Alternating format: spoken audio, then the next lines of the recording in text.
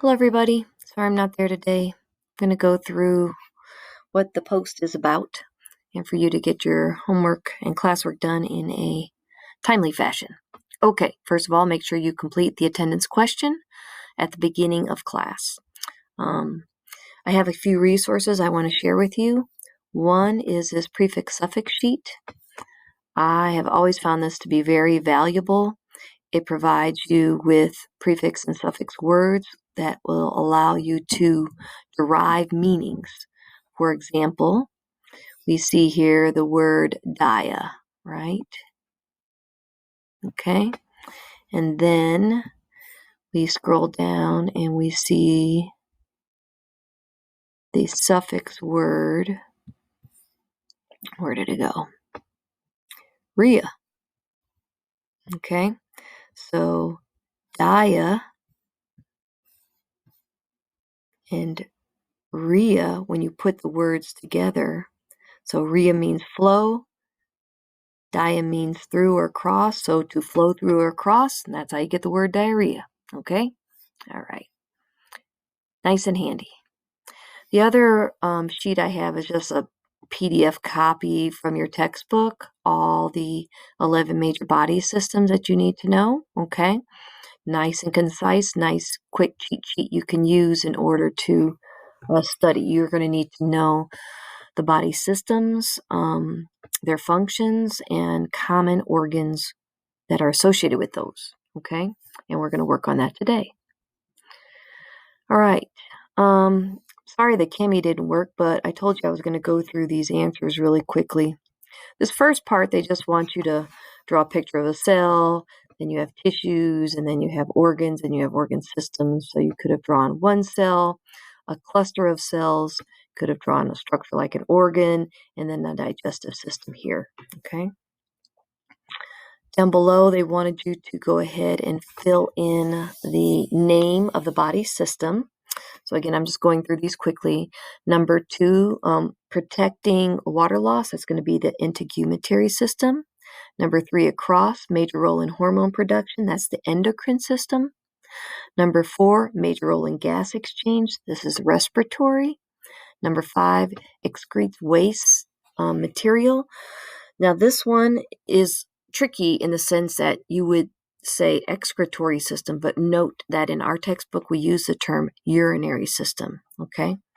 Number 6, provides active defense against pathogens. That's going to be the immune system. Number 7, involved in the mechanical and chemical breakdown. That's the digestive system. Number 8, allows for movement. Again, this one might be a little tricky, but this one's going to be the muscular system. Number 9, provides the ability to reproduce, reproductive system. Number 10, transports gases and nutrients. Key word here is transports, moves the gases and the nutrients. So this is not the respiratory system, but this is the circulatory, also known as the cardiovascular system. Number 11, supports the body with structure. So these two, again, I think can be tricky sometimes, but this is the skeletal system. And then coordinates involuntary and voluntary responses will be the nervous system, okay? Then they wanted you to come down here and figure out what 2 body systems were directly involved. So number 13 says, ouch, you stepped on a tack and jerked away without even thinking. Then you decided to pick up the tack and place it in a drawer. So these 2 body systems would be the nervous system because you sensed the pain, and then the muscular system because you moved in response to that pain.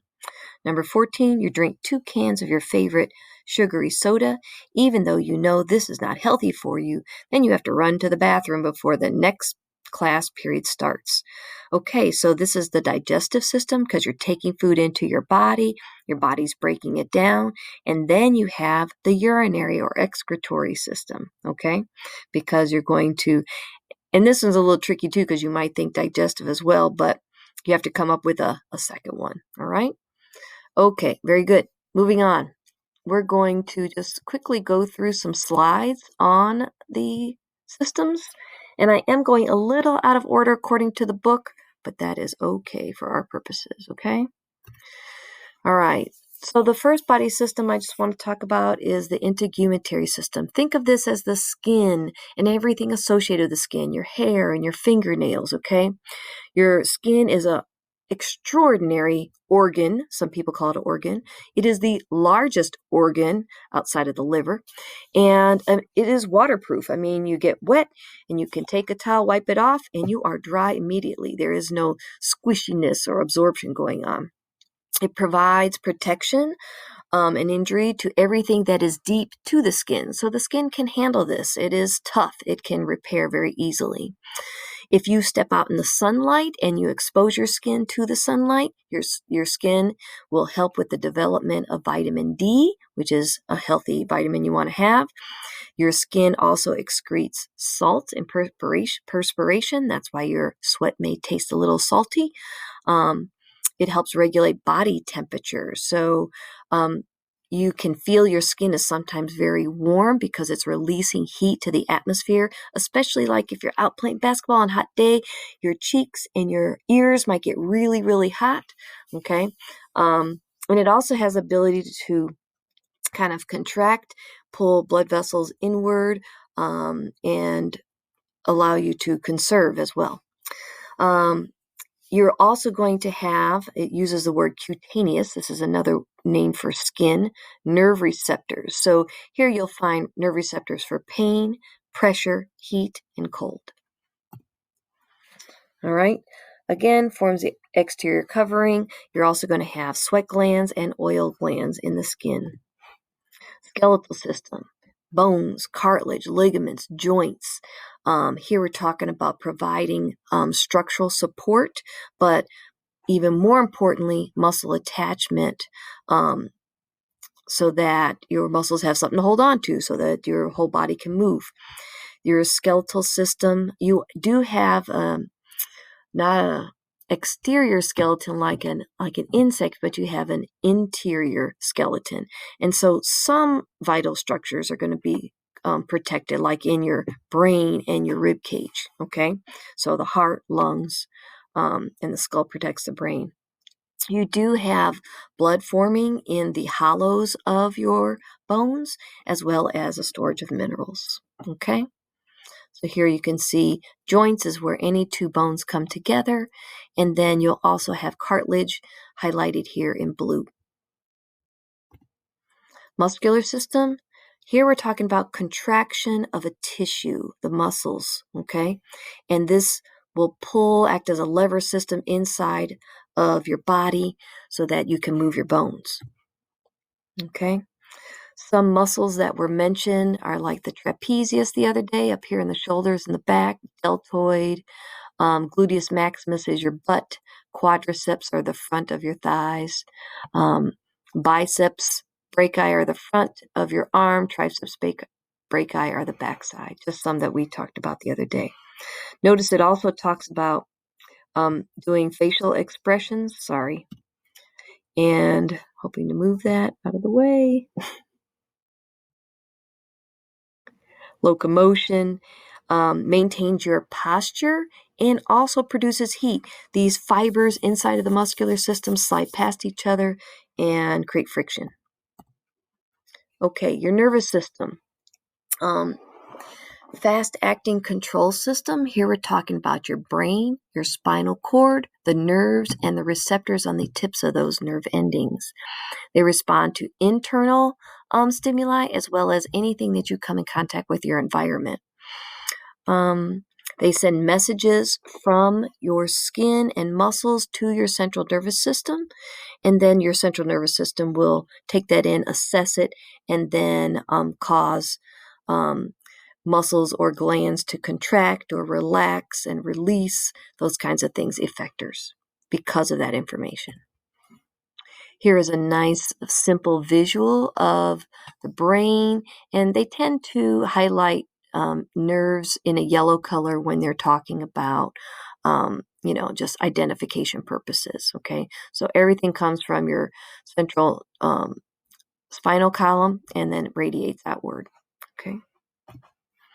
The endocrine system, they secrete chemicals called hormones into your blood, and they function to begin different growth spurts in your life, like, just being born and puberty, maturation, um, old age, menstrual cycles, all kinds of different body functions are going to be affected by the endocrine system being triggered, reproduction, and how the nutrients are used inside your body.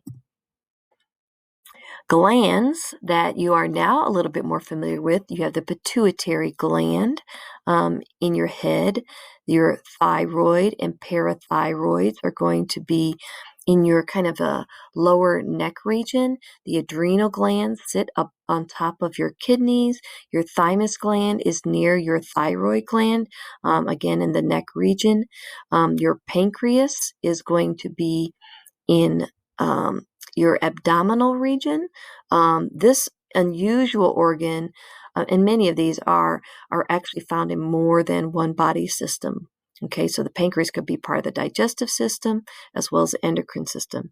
Pineal gland in your brain, ovaries, and testes are part of the reproductive system in the lower pelvic region. Okay, again, you can see the location of all of these. Okay. All right. And again, emphasizing that one body system does not work alone. Here they're just talking about taking in nutrients, digesting them, and those nutrients then being circulated throughout the cardiovascular or circulatory system, in which they come in contact with the respiratory system, and they release gas, and they have a gas exchange here, and then that happens, and you also have waste from the urinary or excretory system through integumentary system where it exits the body. So pretty cool stuff. Okay.